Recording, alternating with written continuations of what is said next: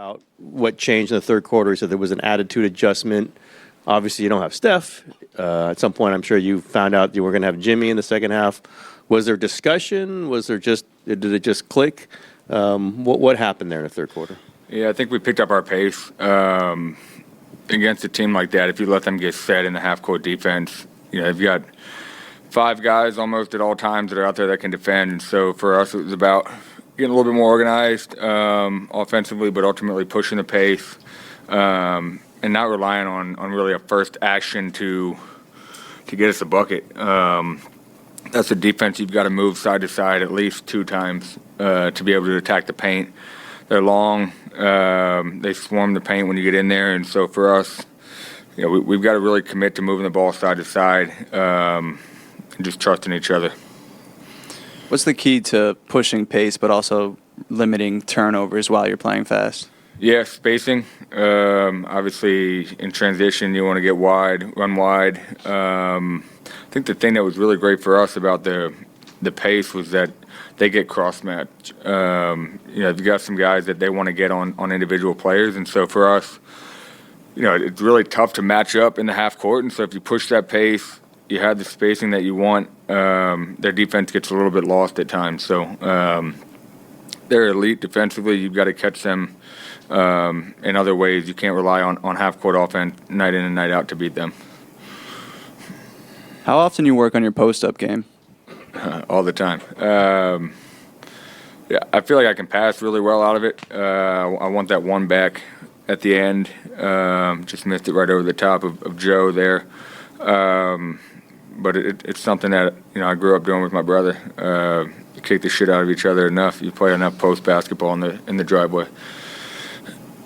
Pat, obviously everything had changed without Steph being out there. But if you guys are missing Steph and Jimmy, what do you think you have to tighten up the most on this trip? Definitely can't turn the ball over. Jimmy's elite at taking care of the rock. For us, I think we're going to have to be an elite pace team. With Jimmy, we tend to slow it down a bit. We won't have the luxury of playing through him in the half court, and so like we talked about tonight in the second half, we had to generate some easy looks for ourselves. That starts with getting the ball out, getting stops. I felt like we finally got some stops together, got rebounds. It just makes it a little bit easier on your offense when you're able to get stops, run, and generate some easy looks for yourself.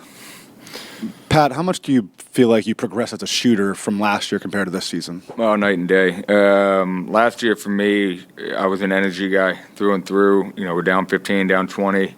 Coach called my number and get in there, try to change the energy. This year he's given me the opportunity to come in, operate in the ball screens a little bit more, create plays for others. And so, you just get a little bit more comfort when you can go out there and you have the freedom to miss a couple and you're not going to get yanked. So last year for me, every year has been, kind of a stepping stone. Last year for me was just an opportunity to come in, try to change the energy. Like I said, when we had some down nights this year, I've had an opportunity to get up and down a little bit more, have a little bit more comfort out there. From your vantage point, how impressive was it to see Seth come out and look so comfortable after missing the last 6 weeks? Yeah, it's in his blood.